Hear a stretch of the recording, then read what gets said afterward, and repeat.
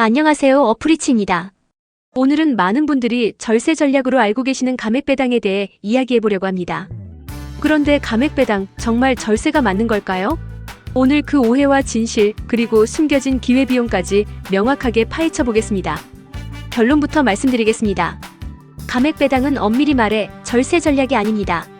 왜냐고요? 감액배당은 사실상 회사가 주주로부터 받은 투자금, 즉 자본금의 일부를 다시 주주에게 돌려주는 행위입니다. 여러분이 회사에 투자했던 돈을 일부 돌려받는 거죠. 자, 여기서 중요한 포인트. 이때 세금을 안 내는 건 세금을 깎아주는 절세 효과 때문이 아닙니다. 애초에 내 투자 원금을 돌려받는 것이니 과세 대상 자체가 아닌 것입니다. 빌려준 돈 돌려받는데 세금 내지 않는 것과 같은 원리죠. 따라서 감액배당은 절세가 아니라 비과세 자본 환급이라고 이해하는 것이 훨씬 정확합니다. 세금을 아낀 게 아니라 원래 세금이 없는 거래라는 거죠. 그런데 왜 이렇게 많은 사람들이 감액배당을 절세 전략이라고 부를까요? 그 이유는 바로 일반 배당과의 비교 때문입니다. 일반적으로 회사가 벌어들인 이익을 주주에게 나눠주는 것을 배당이라고 하죠. 이 일반 배당에는 배당소득세가 부과됩니다. 그런데 감액배당은 앞서 말씀드렸듯이 자본금을 돌려받는 거라 소득세가 없습니다. 그러니까 일반 배당과 비교했을 때 상대적으로 세금이 줄어든 것처럼 보이는 효과가 나타나는 거죠.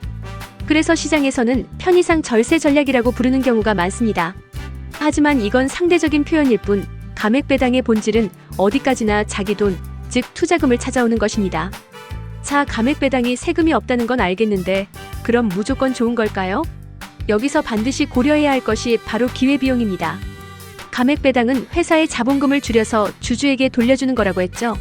그 말은 곧 그 자본을 회사에 그대로 두었다면 할 수 있었을 투자나 사업 확장의 기회를 포기하는 것이기도 합니다.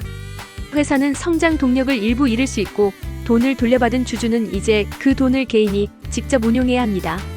만약 회사에 두었을 때 기대되는 수익률보다 개인이 더 높은 수익을 올릴 자신이 없다면 감액배당은 오히려 손해가 될 수도 있는 선택입니다. 즉, 감액배당은 단순히 세금 없이 돈을 찾아오는 것일 뿐 이것이 무조건 유리하거나 최고의 절세 방법이라고 단정 지을 수는 없습니다. 자, 그럼 오늘 내용을 깔끔하게 표로 정리해볼까요? 감액배당의 본질은 투자한 자본을 일부 회수하는 행위입니다.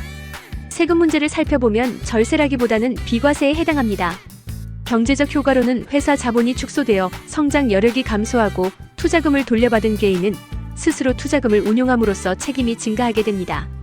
감액배당을 활용하기에 적절한 시점으로는 회사의 성장에 대한 필요가 적거나 또는 개인이 더 높은 수익을 낼 수 있을 때라고 할 수 있습니다. 표의 내용을 간단히 다시 정리해 보겠습니다. 감액배당의 본질은 자본 회수이고 세금은 원래 없는 것이며 회사 성장과 개인 운용 능력이라는 경제적 효과를 따져봐야 합니다.